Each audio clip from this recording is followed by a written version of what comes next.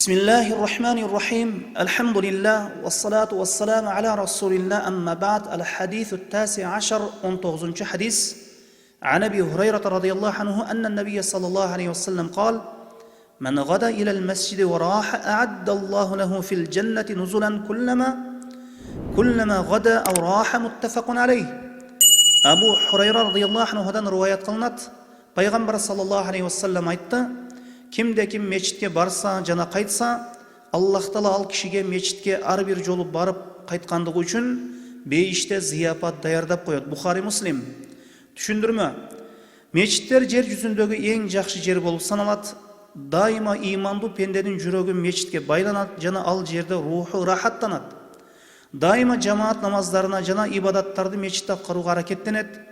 Пенденин ажыр соогу көбөйгөн сайын анын дүйнө жана акыреттеги даражасы көтөрүлө берет. Бул хадисте пайгамбар саллаллаху алейхи ва саллям мечитке баруунун фазилетин баяндап берди. Пенде дайыма ибадаттын баш мээси болгон намазга жана башка ибадаттарга дайымый түрдө мечитке барууну өзүнө адат кылган пенде үчүн анын ар бир мечитке барып кайра кайткан сайын ага бейиште Аллах Таала зыяпат даярдоосун пайгамбар саллаллаху алейхи ва саллям кабарын берди. Мечитке барып келүүсү бейиште ага зыяпат даярдалуусуна себеп болот экен. Пенде бул нерсеге дайым аракет кылуусу керек, анткени Аллах Таала берешен болгон зат. Хадистен алына турган пайдалар: биринчи пайда, мечиттердин фазилеттүүлүгү жана Аллахтын алдында өтө орду бийик, улуу болгон бир орун экени. Экинчи бир пайдасы, жана мечитти зикир жана илим менен ибадат менен абад кылган кишинин фазилети. Үчүнчү, мына ушул ажыр сооп мечитте парыз намазын гана окууну максат кылган кишиге эле таандык эмес, балким жалпы ибадаттар үчүн жалпы түрдө болот. Илим окуу үчүн, жамаат намазын окуу үчүн барсын, ибадат үчүн, жакшылык кылуу үчүн, нафил намаз окуу үчүн, китеп окуу үчүн, Куран тилават кылуу үчүн, жума намазын окуу үчүн мечитке барууну максат кылса жетиштүү.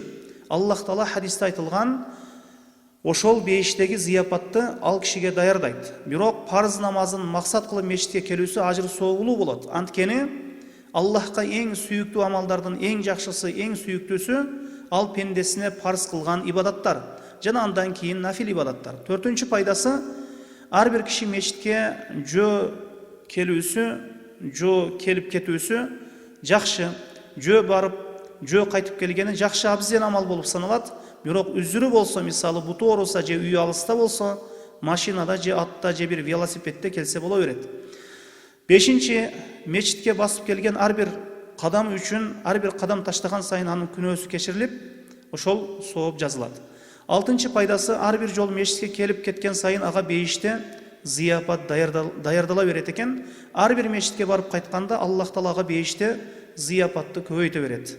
Жетинчи пайдасы, Аллах Таала аз гана амалга пендесине чоң улуу болгон сыйлыктарды даярдап койгондугун кабарын берди. Аллаху а'лам. Ва саллаллаху ала Мухаммадин ва алейхи ва сахбихи ва саллам.